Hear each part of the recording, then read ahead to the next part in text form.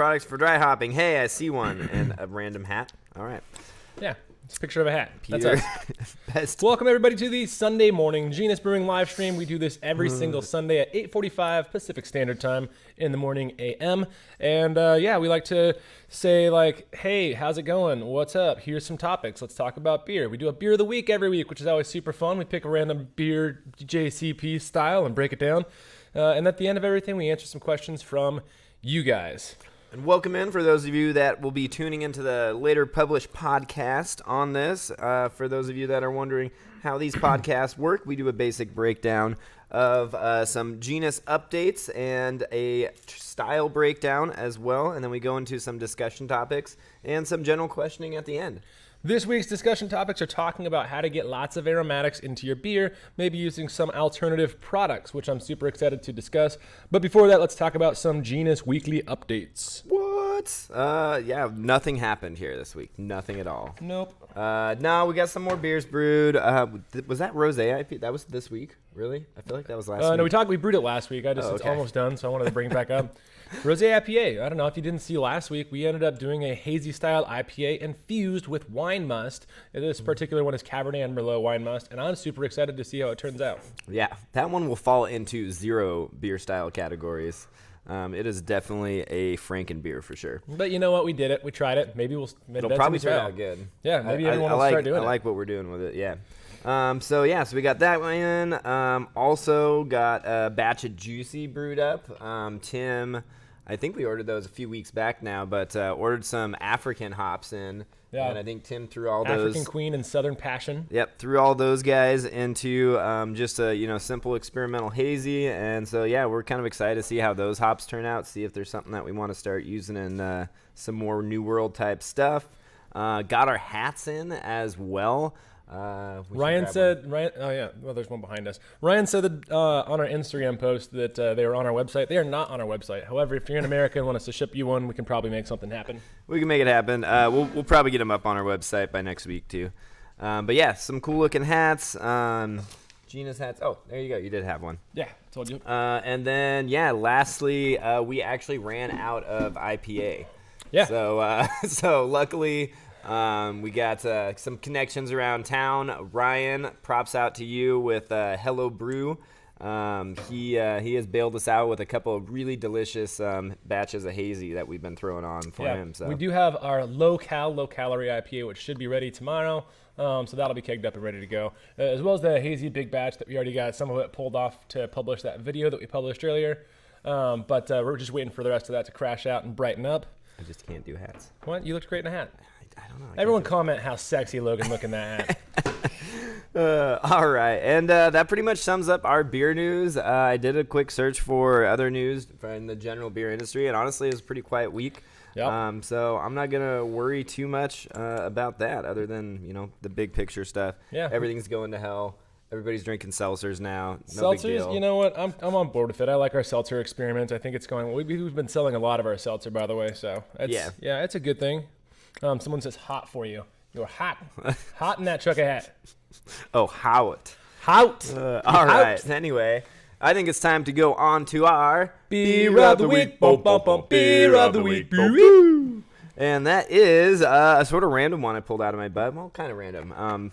Inspired by the couple Belgians that we have on tap right now. Our Beer of the Week went through, and I decided to do a breakdown on the style 26A, which is a Trappist single, as they like to say. And so the bottom line of this beer, traditional Belgian-style beer, Trappist ale, and it's going to be on the sort of as sessionable as Belgians get, I guess. We're talking about OGs right around 1050 or so. I think it's 1044 to 1054, somewhere in there. I don't know. But also very, very highly attenuated, just like any Belgian should be. We're talking about single-digit finishing gravities as well. Down to 10.004 1.004. Yeah, so like super, super dry. So you can still get this thing up to about 6% alcohol, which, for a single style beer. I know, that's why I say it's a session for a Belgian, but Yeah. a lot of Belgians are pushing those double-digit marks. Anyway, though, overall kind of profile in a nutshell, you're looking at a nice light golden colored beer. You're going to look at it, and it's something that's really going to accentuate the base malt in it. It's going to be malt forward, but at the same time have a really nice, well attenuated, crispy finish. And also, this style can be a little bit bitter. It can also push some hops through as well on top of the yeast. It's basically the Belgian equivalent of an American pale ale. Yep. So speaking of which, let's get right into the hops on this. I decided to pick a hop style that isn't quite traditional. Typically, they say use some Sauser type hops, but I actually have had one of these that was delicious from a home brewer, and they use Brewer's Gold in it. Brewer's Gold is a Northern Brewer Daughter, I think. Don't quote me on that. So it's actually an English style hop. It's going to have higher alphas pushing that sort of 10% mark. And really is known for throwing out a balance of a sort of spicy herbal quality, but also that sort of sweet black currant character. Yeah, that black currant ends up being really nice, and it is a good complement to this subtle Belgian yeast profile you're gonna get. You're gonna get a little fruitiness too, so just that extra depth of fruit with a little bit of kind of spice quality from the Brewer's Gold can actually really help work with that. On the yeast profile, you can go anywhere from a little bit of Belgian character to a medium-high amount of Belgian character. So are we on to yeast yet, or are we still talking about hops? We can talk about hops. Let's talk about a hop schedule before we go on to yeast real fast. As for a hop schedule, like Peter said, kind of the equivalent to an American pale ale, but we're actually going to reduce that hop load. I would shoot for somewhere around that maybe 2.5 ounce range of hops for this. You're going to actually go a little bit more traditional too. It's not like our New Worlds. We're not going to be loading this up on the back end. You're probably going to have a small, maybe half-ounce bittering addition, and then you're actually probably going to have something sort of mid-ish boil in there as well.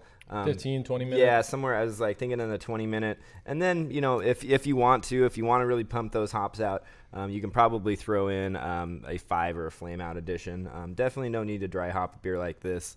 While the hops, definitely support the beer, you do want the yeast itself to really be the shining winner here. Yeah. So speaking of the yeast, I picked out the Imperial Triple Double yeast strain, which is a traditional Abbey strain, known for really kind of pushing the ester fruitiness and not so much those spicy phenols that some other strains will do, which I think will actually really go nicely with the hop variety. Yeah, and with an aggressive pitch, this yeast actually can go relative. What was that sound?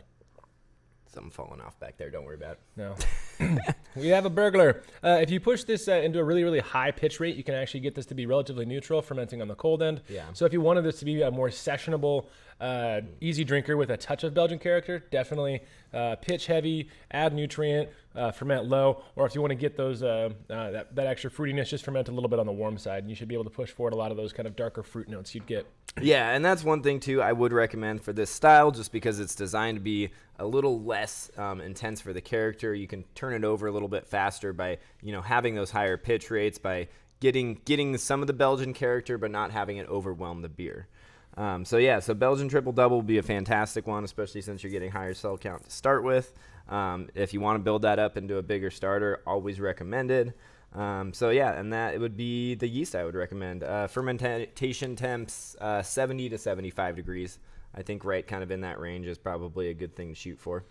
All right, let's go on to the malt. Obviously, traditional malt for this style is going to be a Pilsner-based malt, but we can't pick Heidelberg every week. So instead, this week we went with Crisps Maris Otter. It's not going to be overly darkening or overly colorful, but it is going to have more color than a traditional two-row and definitely more than a Pilsner malt. But this being a single, you're actually not using as much malt, so it's easy to stay within that color range, and it might be nice to have a little bit more flavorful malts to start out with. Yeah, exactly. So again, it's a little bit off, from your typical Pilsner malt, but at the same time, I think for a beer like this, something that you might only be throwing 8 or 9 pounds of malt at, because you're obviously going to have a little bit of your Belgian candy sugar to help dry out that profile. a malt that's known for having a really rich flavor profile. Color-wise, it's I think right around 3 Lovibond. Probably just a little over 4. I think it was 3.4. I believe is the stat that I found on it. So you're gonna get a nice golden hue from that, and you're gonna get a nice that rich malt character that you're really looking for in a beer like this. So yeah, 8 or 9 pounds of that in a 5-gallon batch, and then you're gonna throw probably a modest amount of candy sugar at this. I would say go for a nice light golden candy sugar, maybe about a half pound is all. And that should get you right down in that proper level of attenuation. So that's going to be our malt of the week. Oh, yeah, we skipped over yeast. We already talked about yeast. Yeah, I know. We skipped stuff. So let's finish this. We didn't skip too much. Let's finish it up with just did it in a different order than normal. Our water profile, which is actually kind of an interesting thing because when I looked it up, typically people think of Trappist ales, they think of the West Lateran, right? Yeah. And it turns out West Lateran actually has like stupidly hard water to work with, so they actually do tons and tons of adjustment. But one of the things I came across was the Chimay water profile. Chimay! And yeah, ultimately you're just trying to soften up that water. I did find some interesting stats. They typically have pretty high bicarbonates to work with. So I think that those guys are actually going to decarbonate their water to some extent. It looks like a lot of them have well over 200 parts per million of bicarbonates.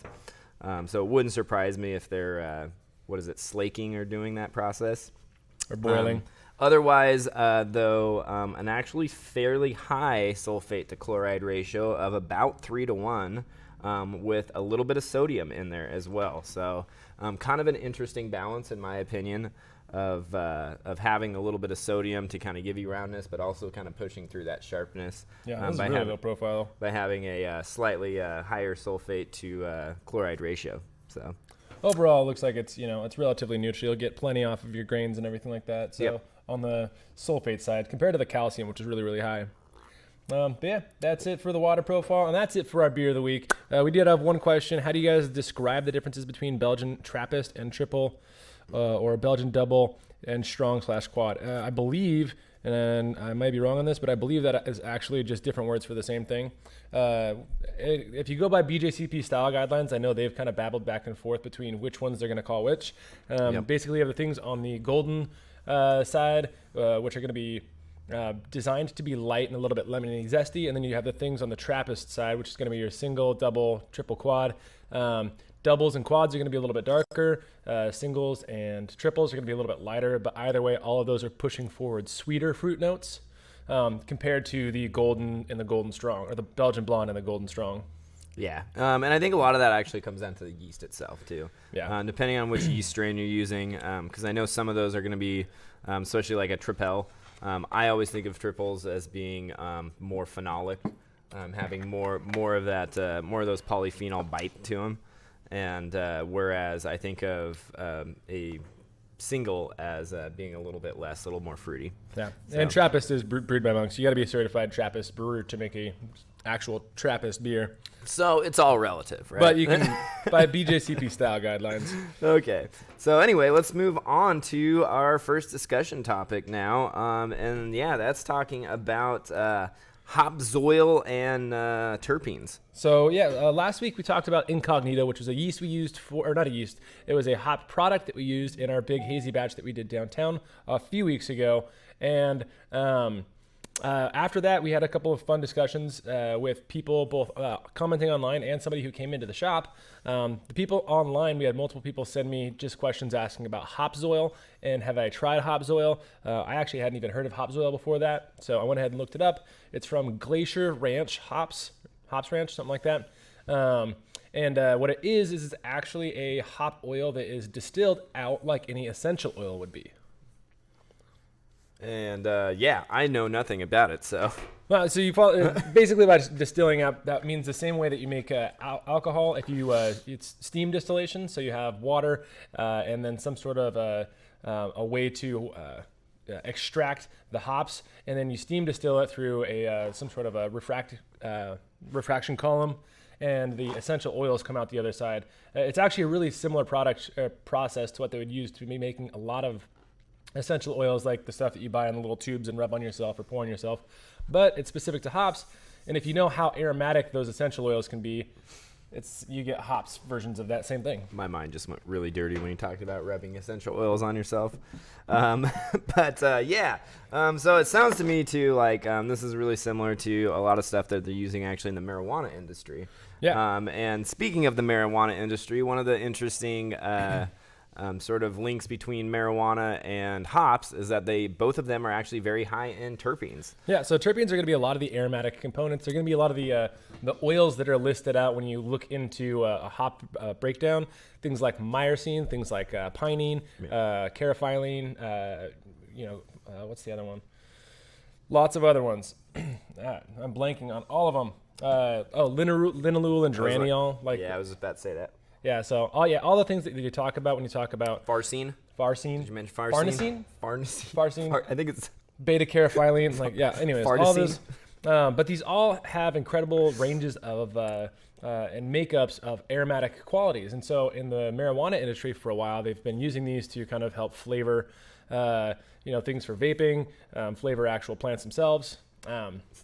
To create a better aromatic profile. Flavor the plants. I don't know. They're going to breed the plants to have these oils, right? You're going to breed a plant. But there has been in the last couple of years a couple of big companies coming out and getting both FDA and TTB regulated by extracting these terpenes so that you could actually add them directly in as a dry hop. Yeah. So what does this mean for your beer? Ultimately, terpenes, they're not going to add bitterness, which is kind of cool. At least not from the typical standpoint. But also they're highly, highly volatile. So generally when you add any of your hops in on the hot side, anything, honestly, even in Whirlpool, you're probably going to volatilize a lot of these oils off. Even during fermentation. Yeah, even during fermentation, a lot of these can volatilize off. So this might actually be kind of revolutionary when it comes to really just blowing a beer's aromatics up as a sort of late dry hop addition. Yeah, and you can even add these and dose them directly into a keg. All of these come with, so the hop zoil, for example, comes with an emulsifier that makes it so that it's readily water soluble. Which that's a big deal. It really is. In all the extracts that we've used so far, they haven't been exactly water soluble. We've really had to work to get them to dissolve into a beer. Yeah. And I think as a result, we've actually, on a couple of them at least, I know we've just not had very good utilization just because we just could not get them to dissolve very well. Yeah, usually it takes emulsification and pressure. But if you are, let's say, adding these directly to a keg, then you can get that forced in with before you get the beer in there as well. Like I said, with the hop zoil, it already has that emulsifier in there, and then the pressure will help force it into the beer as you're kegging on top of it. Or if you add that later, just wait for it to all infuse. All right, side note here, because you just gave me a great idea. Prove it. Nobody steal it from me. What if you take this hop soil stuff, as you're transferring either you probably from like a fermenter into a bright tank, you rig it up to a pump, you put a Venturi valve on this stuff, so it's literally like sucking it in and injecting it into the beer as you're transferring it. Is that a crazy concept? Yes, I don't know if we have the equipment currently to do it. We can make that happen. That's something we can do. Okay. Be like hop injected beer. I would just dose it into the. I can already see the itself. logo where you just got like a syringe going into a hop cone.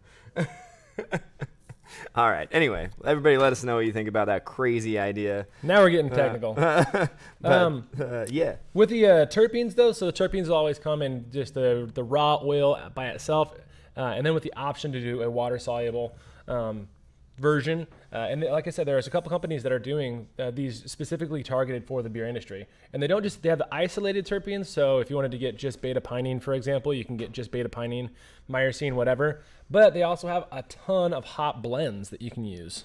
Yeah, so the hop blends are actually going to come in handy just because they have all the different essential oils. If you're trying to make a more traditional West Coast style beer, the beauty of that, it's a sort of one-stop shop. You're not trying to make your own blend of different hop varietals, especially since they vary so much from year to year. And yeah, you could literally hop a beer with the extract and nothing else. And the beauty of that is that it actually ends up saving you quite a bit of losses, especially if you're going to hop on the high end. So you can end up saving, even on a 5-gallon batch, could be a half a gallon, 3/4 gallon of beer when it comes down to it. So. Just to give you a rundown on some of the names of we're just on Floraplex right now, looking at a couple of the blends that they have. They have Blue Dream. Yeah, Blue Dream, Blueberry Afgoo. Okay, what is this? These are not hops. Are you actually looking at the right one? Yeah, these are like Bubblegum OG. Yeah, Cantaloupe Haze. So like obviously there's some of these that are targeted to be more like dank and more like that's cannabis definitely flavors, from pot. cherry pie. Yeah, they're terpenes that are targeted towards the beer industry, and they have highly flowable, water-soluble versions of the same one. Sample packs, and with the Hobbs oil, they even have a product that's called it's like the beer rescue kit, and so they've got a bunch of different hop oil blends themselves that they're like, all right, you didn't get your beer to be as aromatic as you wanted to. Yeah. Dose this right into the keg. It's the right size for a 15.5 gallon keg. And then you just turn your maybe mediocre pale ale into something that's really bright. I'm almost kicking myself for not coming up, because we get homebrewers that come in here all the time kind of with that exact issue of like, hey, I brewed a hoppy beer and it's just not very hoppy. Yeah. What do I do? So maybe if they make that in little 5-gallon patches, actually, that'd be gold to sell in here. Yeah, I think they're small. They're 2 ml sample. Their sample vial, their smallest, is the one that's for the 15.5 gallon Wow, keg. 2 milliliters. That is pungent. That is impressive. Wow. Okay. I mean, now I kind of want to throw it in a 5-gallon batch, though. I know, right? Just to be like, how much are we going to blow this beer up? So while we're on it too, somebody's got a question about our opinion on Lupo Max, which is another hop extract. Did we use that? I feel like we used that. It sounds really familiar. I don't think so. Lupo Max. I'm looking it up. Peter's looking it up real fast. So I think the biggest thing though is with these new kind of dry hopping and hop extracts. Oh, so that's a Haas product. Which means it's going. So we have a vendorship with Haas. We can actually.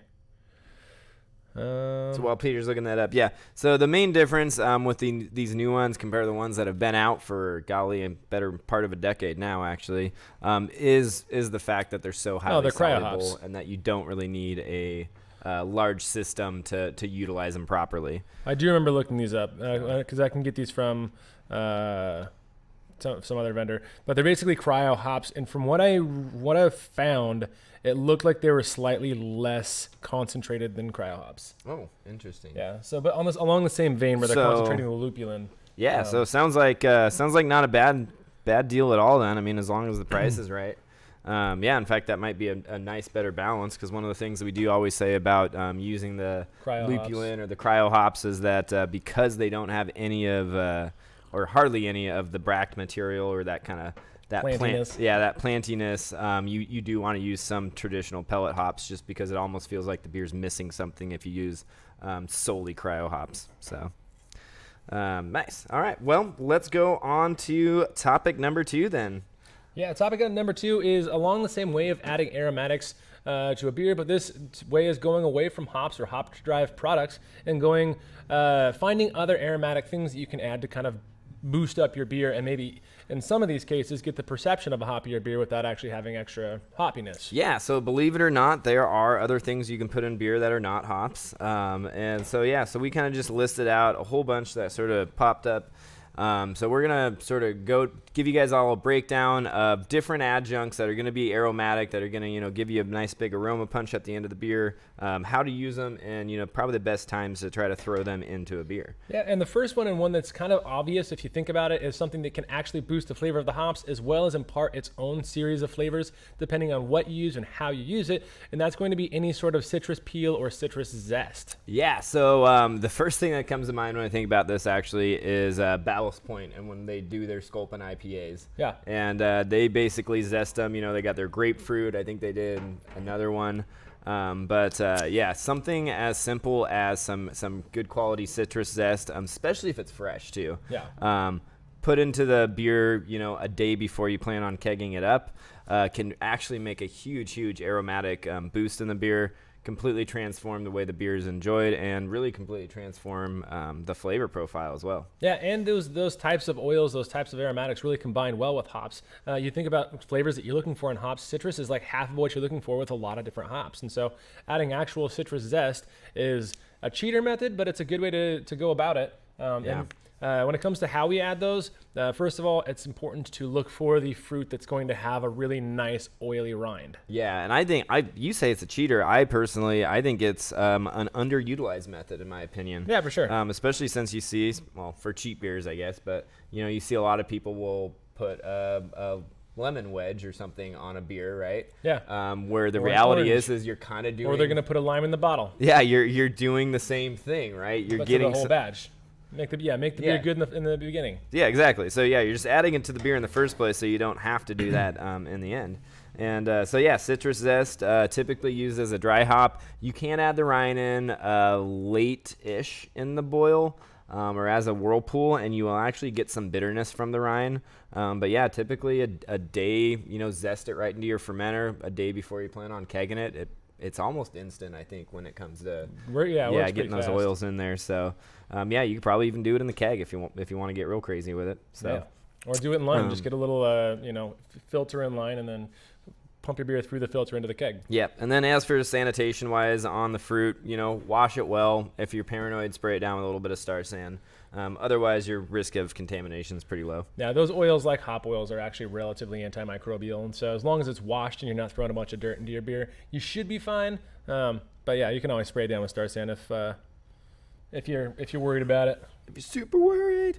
All right, well, let's go on to our next ones, which are actually pretty uncommon now, and that's going to be using different flowers, different herbal type flowers in your beer. These are things like chamomile, echinacea, your rose hips, even nasturtiums. Yeah, yarrow. Yarrow as well. Yarrow's not a flower, is you it? can use the roots too, but you can. I think it's flowering. Maybe. So these are things that are going to come across as being very, very perfumey. And most typically, all of these are going to be added in a whirlpool edition. These are like the next thing we'll talk about. These, if you boil them for too long, you can start to. Oh yeah, that stuff. If you boil any of these flower type aromatics for too long, for one, you're boiling off your aromatics, so that's never a good thing. But also you can start extracting some sort of tannic bite from them. And or also some soapiness from them. Yeah, a lot of times they'll get you a little bit of a herbal bitterness too as well, depending on how you add them. That's actually was a desired flavor back in like the Middle Ages, before hops were commonly used. A lot of these were used for medicinal properties. A lot of these flowers actually have vitamin C in them, as well as some other healing properties. And so when they were boiling these into the beer, they extracted a lot of that, and they made the beer a little bit more shelf stable, and then also gave it a distinctly bitter flavor, which at the time was trying to cover up a lot of. They weren't professional brewers like we are, like us geniuses are today. So they had some off flavors. Yep. Somebody's also commenting elderflower, also awesome in beer. Yes, and that is very correct. And honestly, what I would do to add these to a beer, we talked about using them in a whirlpool, but I think the easiest way to do these guys, especially since they're going to be a little bit harder to keep sanitary, is actually to make a tincture with them. Yeah. I think an alcoholic tincture is an ideal way to blend these flavors, blend these aromatics in with beer, and that's because you can dose it on a very, very regulated way. A lot of these are going to be really easy to overdo it.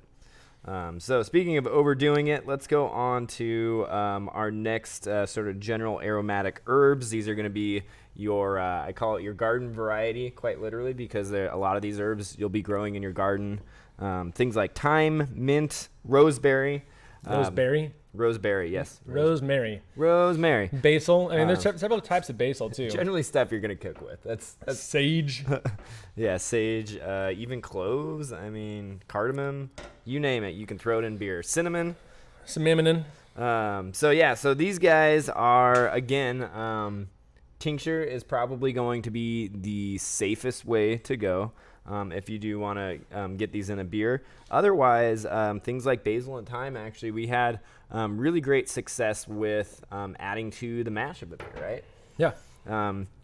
That'd be a little old world way to go it. Yes, definitely an old world way to go, but I think the nice thing about adding them to a beer mash versus adding them to any other part of the hot side is that, yes, you're volatilizing off a lot of those oils, but things like rosemary and thyme can be incredibly pungent in beer.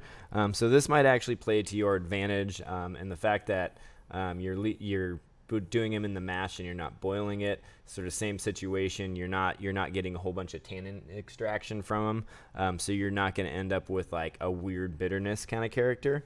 But having that balance out with the beer is definitely another way to go. And of course, all these you can still throw into the whirlpool. Old world methods for a lot of these would have been to boil the last 10 minutes / throw them into the whirlpool sometime in that time range. Yeah. And that's always going to be a balanced extraction, but again, it's really easy to go overboard with some of these herbs. Yeah, lavender is another one that kind of comes to mind. I guess that one... That'd be a flower. That would fall into the flower, but yeah. But some good basil. I mean, there's a lot of basil that comes across with it, like as a balanced, minty, piney kind of flavor, and not like the cooking basil that you get like when you're making spaghetti, and it really kind of like overly sweetens and earthifies your spaghetti. So there's, out with any of these, especially if you have them growing in the garden, make sure you're like smelling them and rubbing them first, and they've got the flavor that you want. Because we have made beers with. What was it, like that lemon sage beer that we made? That you grew? Oh, yeah, that was lemon basil. Actually. Oh, lemon basil, yeah. And that one actually came across like super, super savory and not super appetizing as a beer.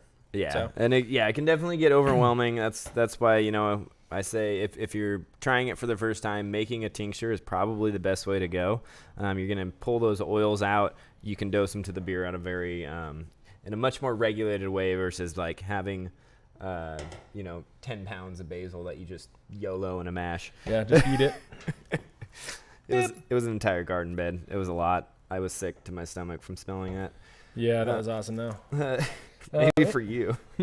Anyways, so let's talk about some other kind of rounding flavors that you can add, and these are going to be very, very dependent on what you're trying to get off of a beer. Yeah. But of course, one of the biggest ones that we use frequently, whether it's a sweet beer or a refreshing beer or a drier beer, is vanilla. Yeah, vanilla is by far, I think, the most versatile of really any aromatic adjunct that we add into beer. We've added that into our Castermuncher before. We've added that into really heavy dark stouts, any kind of dessert beer, obviously, just kind of a staple of that. But yeah, getting a good quality vanilla extract can really take things a long way.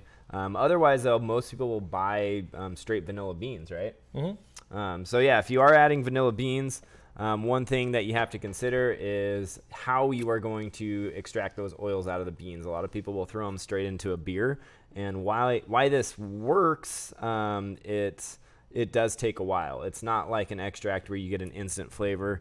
My experience is 2 to 3 weeks on a beer you start pulling out. It's for that aging, flavor. Yeah.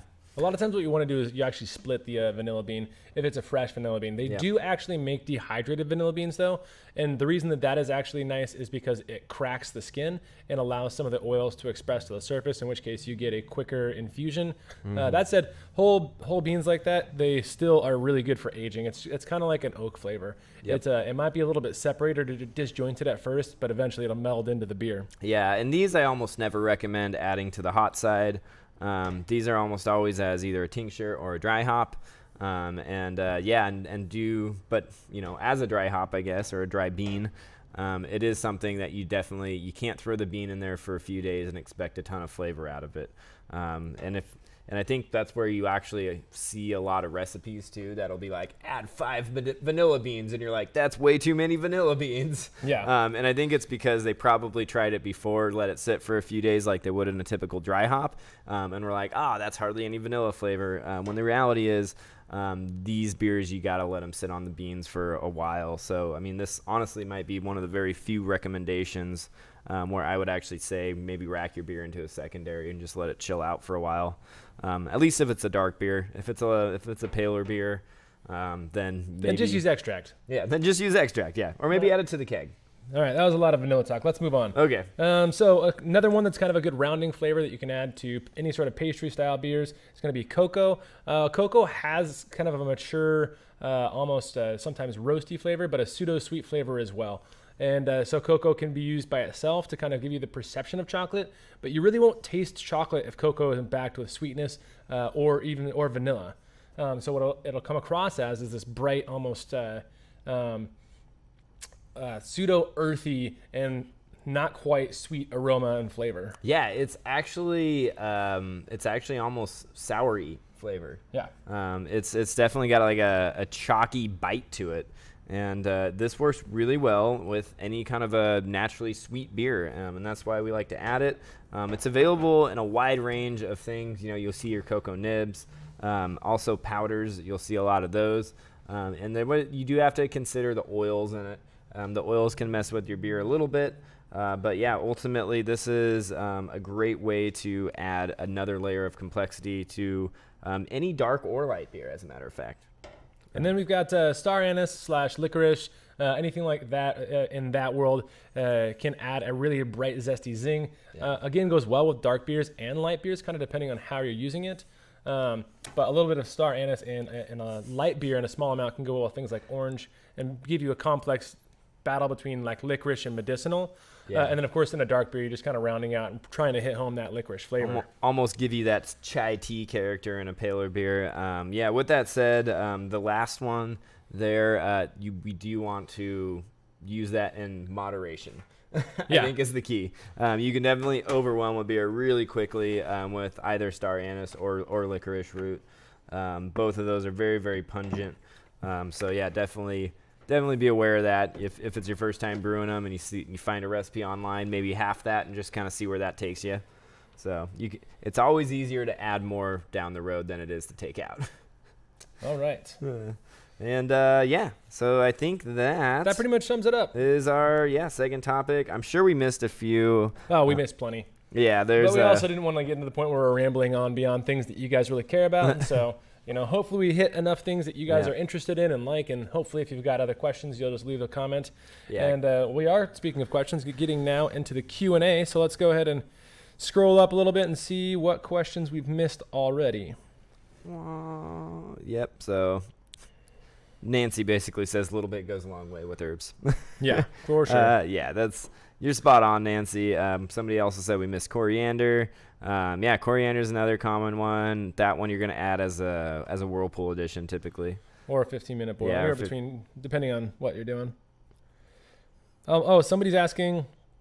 He said he made a beer and it ended up smelling like cleaner or tasting like cleaner. What? That's not good. What happened?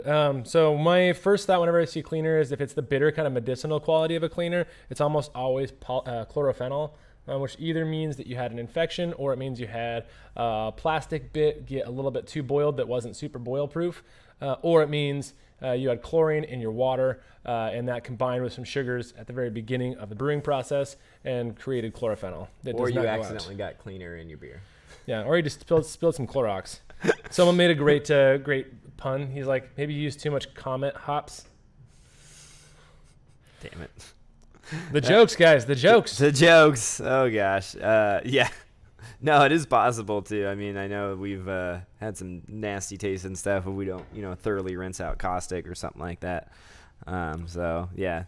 Cleaner's kind of a broad term, though. That's the only hard part about that. Maybe it's like lemon pine sol. Just harvested some random hops. That was a neighbor's neighbor. Any tips? I was going to add just 10 IBUs worth of Columbus and pour a bunch into 1550. With any house hops, any homegrown hops, we almost always just recommend going Whirlpool. Yeah. The reason being you can't really predict the alpha acids on those. You're going to get extra plant bitterness, especially if they're fresh hops, not dehydrated, or even if they're just dehydrated improperly. Yeah. So Whirlpool is kind of the safest bet. Plus, it's the best move to extract all of the aromatic oils that are in those. Being a homegrown hop, it's almost always going to have lower oil content than a commercially grown hop. So use a lot of them, but use them in the Whirlpool or a hop stand. Yeah. Even if you got enough bittering addition in there, even consider doing, like Peter said, doing a knockout addition and then doing a, say, 170 degree hop stand with them before you drop that down the rest of the way. And that's going to hopefully minimize any of the grassiness. With that said, though, you're going to have a wonderful floral character that you get from them. So can't get that any other way. Does citrus zest fade? Sort of. Not nearly as quickly as a lot of the hop terpenes. It's actually pretty stable. But it does fade a little bit. ultimately everything fades, right? Am I right? All we are is dust in the wind. All right. Ideas on how to sterilize a 5-gallon wooden cask. That's a great question, actually. Boiling water, metabisulfite, citric acid. There you go. That's pretty much it. So metabisulfite and lots of it, actually. It's going to end up neutralizing the cask. So, you're not going to be able to pull a lot of flavor from it at that point. But it should kill a majority of whatever microbes are in there. It's going to be quite the process. It is what it is. That's part of cask programs. So, yep. Well, I shouldn't say cask, but barrel programs. CBD in beer. Not super sure on that. We did do a whole how to infuse marijuana with beer live stream a while ago. It does add flavor too, actually. Yeah, for sure. It adds actually a lot of flavor if you use the CBD oil. I mean, I've seen it done. I know a lot of people do it. I've tasted beer that it's been done too. I think you end up with a really similar situation as the oil-based hop extracts. You need something to emulsify it. Yeah, commonly high grain alcohol is the easiest way to do it. Yeah, where you really don't get very good utilization from it. But yeah, it works. And if you blend it with the right hop varietals, then you can make something magical. Just don't get yourself too screwed up from it because, alcohol and weed, kind of dangerous. Here's more of a brewery business question. Do you guys allow free tasters of beer, even just a single sip? Of course we do. All day, every day. Our first and foremost priority here is to share our beer. We like when people taste our beers, and if it takes them a while to get to one that they like. I mean, there are people that come in that have very, very pinpoint tastes and won't like hardly any of our beers, but will find that one beer that they like, and that's totally fine. We don't get offended if you don't like all of our beers. Everyone has different tastes. And then, of course, there's people that come in and they think everything we have is super, super amazing, and they just want to be able to try them all. And so they'll get a couple tasters, grab a pint, and then come back, get a couple more tasters, grab a pint.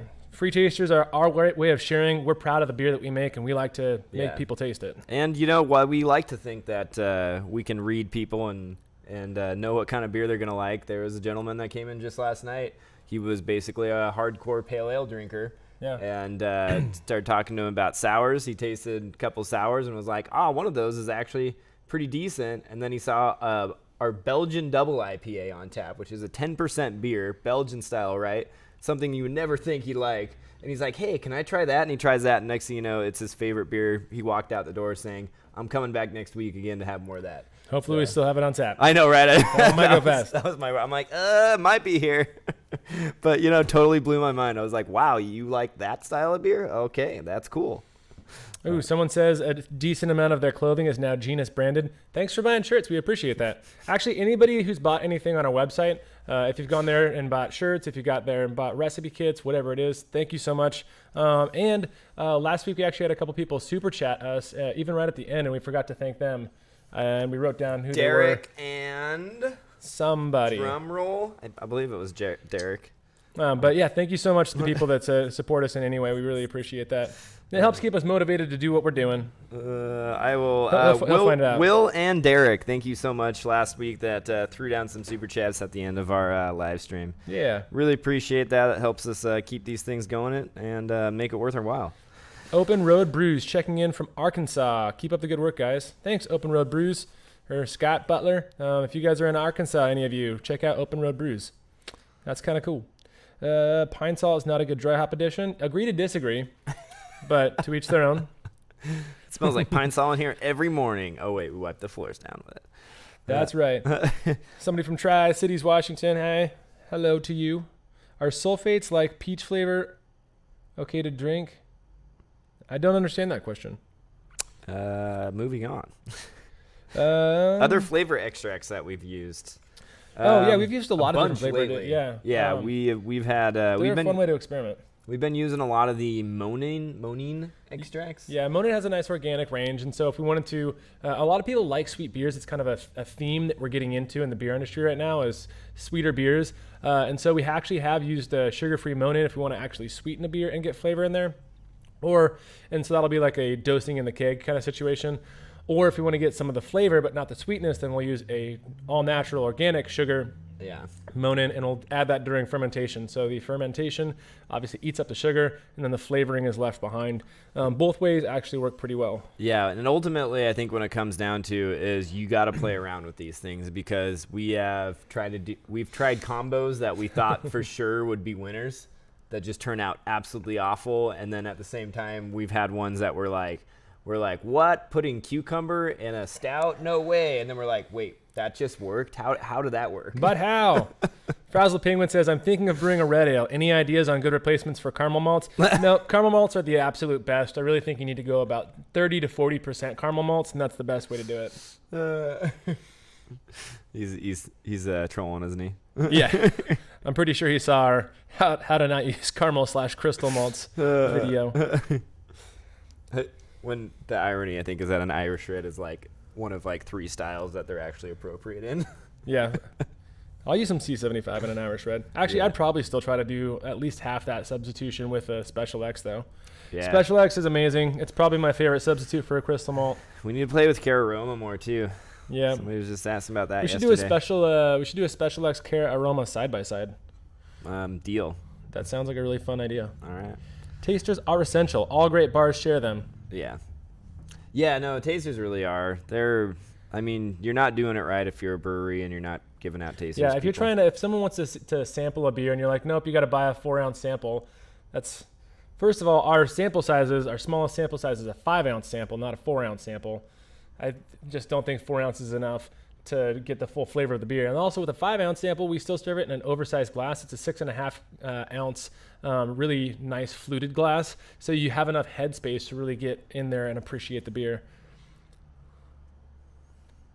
I think we're out of questions. No, there's tons. Is there? Oh, Yeah. I'm just not. I think you, yours must be updating faster than mine. awesome guys, maybe want to disagree. Oh, here we go. Okay, so we've got, Trevor just sent one in. Or no, somebody. recommended mesh filter size to help pull out extra hot material after whirlpooling. 400 is actually kind of standard for that. And so we just use a mesh bag to do ours, and then we rely on natural sedimentation to pull out the rest. You'll pull out all the bad stuff with a 400 micron. I don't worry too much about getting a lot of the finer stuff. As long as the majority of that hot material is out of there, the rest will settle out during fermentation. So Brown stuff is okay. Green stuff, try to keep out. yeah, so that's fine. That's What's really the deal with biggest oyster concern. shells in beers? Oyster shells are they do two Calcium. things. Yeah, they Yeah. add they're a natural clarifier. That's one of the reasons they were first used That was is a also consistent clarifier. And then they do add a little bit of earthiness. Hashtag Katosan. Yeah. All natural. Yeah, that's Pine sol flavored glycol or glycol flavored pine sol. You guys finally figured out what I'm drinking. Kudos. Unless you look homeless, what? Where am I at on this? I don't chat? know. I feel like you went to the very bottom. Oh, wait. I think. Someone used a DRC and a red. We actually haven't played around with DRC yet. We have a bag of double roasted crystal from Simpsons. Freaking YouTube's So running basically, ads it's again. a crystal malt that's got a little extra roasty toastiness in it. But like I said, I just love Special X, and so anytime we're trying to use something in that color range, I end up using Special X anyway. But we will give DRC a try. Yeah. Did we get that before? I think we got that once before. That was like the ADL stuff. We have DRC. Oh, we have it in right now? Yeah. Oh, well, there Double you go. roasted crystal. That's it. Yeah, I was like, why does that sound so familiar? Da-da-da. Someone's got a WF lager on tap right now that has the same issue. Dead italicized yeast. Huh. Overpitched and was the high end of the temperature. Okay, going back to that could be a little bit of yeast issue. Oh, that's why mine just stopped working. Oh, yours isn't working. Okay. Yeah, I was like, I'm just not getting anything. That would explain why I am so far behind on comments. Oh, someone says if you look homeless, then you might get rejected for free samples. Whoa. You okay? You alive? Wait, does that mean I don't get free samples? That's why I don't give Logan free samples. Someone's working on a pineapple IPA and intend on using real fruit. Does the sugars from the juice increase the ABV once meeting with the WP001? So he's using a Cal Ale yeast. That part doesn't really matter. What you want to know about using any sort of fruit and whether or not it increases the ABV is basically, it depends on the bricks of the juice coming out of the fruit. Yeah. So how much sugar is in the fruit? Imagine using apple cider. If you were fermenting apple cider and it would turn into a naturally 6% alcohol beer, then if your beer was going to be over 6%, you're actually decreasing the ABV. If your beer was going to be under 6%, then you're increasing the ABV. But depending on the fruit and the density of the sugars in the fruit, it depends, is the general answer. Most cases, I would say it's going to bump up your alcohol. Yeah, it'll bump it up a little bit for sure. If anything, because your final gravity is going to end up dropping from it. You can expect a few points of your final gravity dropping because those sugars are more or less 100% fermentable. Someone says, do I like Azacca and hazy IPAs? I love Azacca and hazy IPAs. Yeah. That was one of my substitutes for Galaxy that we said. Yeah, Azacca's solid. A little one-dimensional, but I think if you blend it with something that's really, really kind of light and bright, then it works really well. Yeah. So I mean, it does work well by itself as well, but it's also a good blending hop. I would blend it. If I were to blend it right now, I would say this recent year's crop of Amarillo. I think Azacca and Amarillo would play really nicely together. What rate for nibs for a strong chocolate flavor? For strong chocolate flavor, I would go 4 ounces of nibs in the boil, and then I'd probably still dry off with another, 2 ounces. Another 4. 2 to 4. I'd go 4. Yeah. Just go for it. Yeah, it's a surprisingly high amount. Yeah. We get a lot of people that come in, they're like, I just didn't get the flavor I was looking for. You get more of that deep flavor from the nibs in the end of the boil, or even a whirlpool, and then you get that nice chocolate aroma off the nibs if you throw them in as a dry hop, and that aroma really helps carry the story. Mm-hmm. That said, if you're really looking for the cheater method, you can find a nice high quality extract or flavoring. We use it's called like 1883 flavoring. We used their brownie flavoring in one of our chocolate beers, and it's actually really good. Brownie beer. Brownie flavored beer is beer. What's the best way to get some decent graham flavor in my stout? You got to start with a little bit of toasted bread flavor, a little bit of aromatic malt. You actually have to add a little bit of extra salt to your beer to help bump the general maltiness. I would pick a nice quality base malt like Halcyon that's going to have enough subtle crackery sweetness to kind of carry that middle. Yeah, one of those heritage malts maybe. Yeah, or one of the 1823 from Baird's Heritage Malt. And then you got to probably add a little bit of cinnamon. And then if you want that honey grams flavor, probably a semi-pungent honey. A little dark Munich, maybe like a Munich 30. Yeah. Just a touch. It's about building layers. Nothing crazy. Yeah, that one definitely is. You wanna do a whole bunch of different kind of biscuity malt range that are biscuit and sweet, and then like Peter said, a little bit of cinnamon. Adding graham crackers won't do the trick. Ask us how we know that. Hey, it worked. We got beer out of it. It did make beer. Any downsides to using hop oils? Are they really the same thing as fresh hops? Depends. So one of the downsides is they're actually very difficult to get to fully dissolve into your beer. And they're expensive too. And so if you don't do it right, it can be a huge waste of money. Yeah, that's true. That's the downside. And versus fresh hops, I mean, those fresh hops are a totally different thing anyway, which I guess fresh hop isn't regulated. So fresh hops might actually mean old hops too. But if you're talking about like hops that you just picked, it's a very different situation. Yeah. Frazzle Penguin says, we mentioned Southern Passion hops. I did a brew with it and wasn't super impressed. I was told that I should have gone with African Queen to get more of an impact. I may try that soon. African Queen is definitely the highest oil content of the African hops that we've seen so far. All the other ones kind of come across as like Sazerac derivatives or like, slightly more flavorful, noble hops kind of flavor. I mean, they're not super unique like when Galaxy and everything came out of Australia and New Zealand, but African Queen is the Galaxy of the African hops so far. Yeah. So yeah, we'll definitely give everybody feedback. Maybe even next week. I don't know when that beer is going to be getting kegged up, but I would say about a week from now. Yeah. And so we're excited to give you some feedback on that for sure. Can you dry hop in a serving keg? You sure can. It gives you a unique flavor. We've done it before, and it actually can really boost up that flavor for a little bit. But you also want to make sure that beer is not going to sit on there for forever. Those hops need to be contained, obviously, because you don't want the hop material being picked up by the dip tube. So, yep. One of those situations. Yeah. Is a metallic taste in your beer because there was too much oxygen during fermentation or transfer to bottle? That could be sort of right. If it's like a wet cardboardy kind of metallic taste, that could be part of it. Could have to do with a combination of the malts you used and that metallic taste. Could be actually rust too.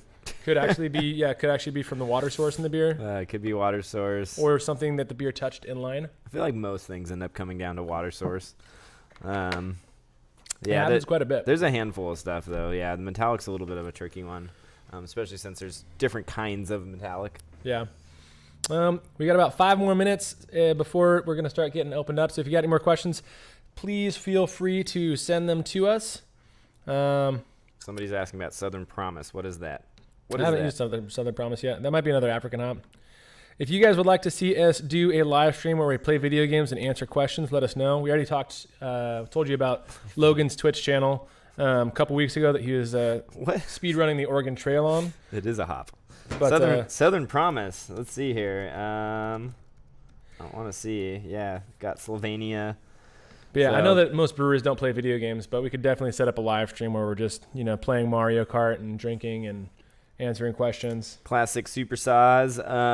Fairly low co-composition, actually. 20 to 22% is all. Moderate betas. That's about where Simcoe is. Yeah. Hop list. It's not telling me an actual flavor. Why is it not telling me a flavor? Oh, there you go. Woody. Probably is. Unobtrusively woody. What does that even mean? That's kind of like the 692. An earthy quality. Smooth bitterness. Earthy woody. We've so, got... It's a northern brewer? Yeah. I don't know. It looks pretty good. Slovenia. Humuline's medium. Myrcene's very, very low. That's probably why it's woody. Interesting. Sounds like a good hop for an Arsenal. Probably not going to be the best in a hazy, though. Yeah, maybe like a Belgian-style IPA. And speaking of hazy, someone's asking if we we cold crash our NEPAs. Yeah, of course we do. And what's our preferred serving temperature for NEPAs? We serve all our beers as cold as humanly possible. Mostly that's a bar industry kind of thing. It makes our beers serve more consistently. Yeah. So all our beers are going to be coming out at probably about 36, maybe 38 on a bad day. But yeah, we do cold crash our NEPAs just to get most of the hop particulates and the yeast out. Like I said, if you brew a hazy, or we've said several times, if you brew a hazy right, then you're getting that hazy quality from proteins and you're getting it from hop oils actually. So we can get a really nice hazy look without having to have extra proteins and extra yeast in suspension. And that gives you the bright hazy look and not the dark hazy look. I feel like we answered this question last week. Did any of us go to school for brewing? No. Literally none of us went to school for brewing. Neither Peter, Tim, or myself. So we are all self-taught, unless you consider a homebrew supply store brewing school. Yeah. Which it kind of is. I taught them everything they know. It's basically experimental brewing. What can I add to my water 400 level? Yeah, 400 level experimental brewing. I don't know. We have a good science background. Literally, all of us went to school for either biology or chemistry or somewhere in between. So we all have a science background, and it does make picking up some information easier. But still, there's a lot of not being afraid to try things that are going to make bad beer. I think the best way to learn is not be afraid to make bad beer, which is easy for us to say because we make a lot more beer than most people. But at the same time, like when you started, you brewed 50 batches in your first year, I think. Yeah. When I started, I was the same way. I tried to brew 50. I tried to do a batch a week. Yep. I made my second year. I think I brewed 100 batches. Yeah. Well, and the other thing though is actually being curious. I think that's really what separates people that make mediocre beer from people that keep improving on their brewing. Is just as you start learning more about the process, always question what you're doing. Question your methodologies, question your ingredients. Say, hey, why am I putting this in here? Oh, maybe I should actually look that up and do some research. And the more that you do things like that, you'll actually find that you get a better understanding of how everything is going to affect the flavor of the beer. So, just always be hungry for more information. And unabashedly. Yeah, exactly. And there's more and more stuff coming in. I mean, I saw the article you had pulled up on terpenes last week. I was like, what is this? I should probably read this. Yep. So read all the time and then listen to us because we're geniuses. What can I add my... I prefer idiot savant, but... Idiot savant, yeah. We're clerics. Shannon Myers asks, what can I add to my water to help my IPA be more hop forward? And would a hop stand help more at what amount for 5-gallon batch? What can you add it depends on what kind of hop forwardness you're looking for. Sulfates for brightness and the crispness, or chlorides for softness and sweetness and boosting the fruitiness. We also always add ascorbic acid. And then would a hop stand help? Yes. Do a minimum of 4 ounces of the freshest pellet hops you can, or 2 ounces of cryo hops. Do it just below the boiling temperature, put a lid on it, and let it soak for 15 minutes, and that will infuse a lot of great hop flavor. Yeah, definitely. So we got somebody's asking about how many carboys they need to brew 50 to 100 batches a year. Not carboys, my friend, kegs. Yeah. You will need about 12? 10 kegs. Yeah. 10 to 12? Yeah, 10 to 12 kegs. Depends on how drunk you are. Like, yeah, that's how that's a lot of beer. That is a lot of beer. You No, honestly, just a handful, maybe 3 fermenters, maybe 4. And ultimately what you're going to end up doing, or at least what I did when I was just really knocking them out, was all of my bigger beers that I was planning on aging, I would still go through. I don't think any fermentation went more than 3 or 4 weeks. And I would go from there into a keg, and then I would age it in the keg. So, yeah, that's kind of and I think that's actually the best way to go, because then you can hit it with some gas, make sure it's sealed up in a nice controlled vessel, and then age it however you want to from there. Are more Willet beers coming? Not currently, but we're going to have to re-strategize our Willet beers and then hopefully get another season of Willet beers out.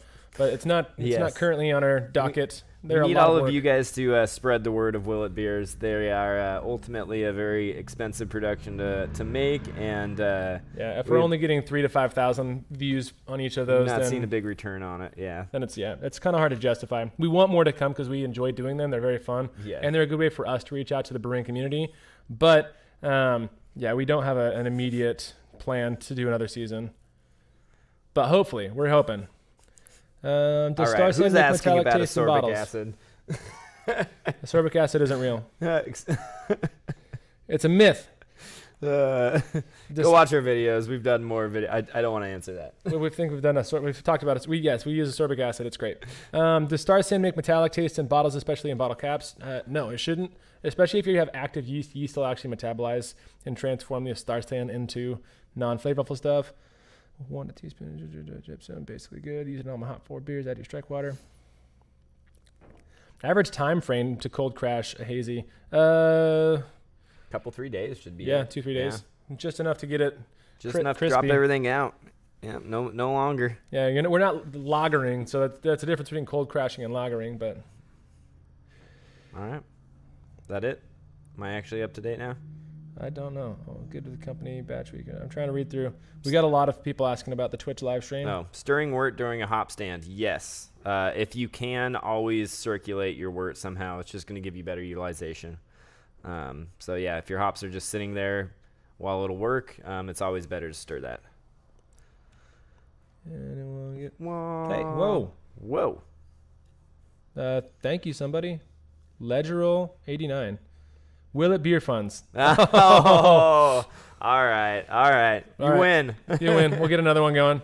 Thank you so much. Thank you so much. Smash opinions. Smashes are amazing. They're actually a great educational tool. Usually they're not like the best beers ever, but they always turn out drinkable. Always turn out really nice, and the beauty of that is that you got simple ingredients, so you're going to get a much better understanding of those ingredients compared to throwing the kitchen sink at something. Yep. So I think there was one more that I saw. Okay, we'll answer the ascorbic acid. I add it to the mash, and I add 3 to 5 grams to the mash per 5-gallon batch. Just wondered how Star San. Yeah, Star San's good for yeast. Yep, Star San's fine. All right. I think that covers our questions. It's time for us to get opening up. Thank you all so much for tuning in. Thank you super much, Ledgerol89, for the Willet Beer Funds. I think we will have to put our money where our mouth is now. Yeah, we're committed now. So we'll get another one of those filmed and probably have it out within a month or so. Yeah, I think that's a reasonable timeline.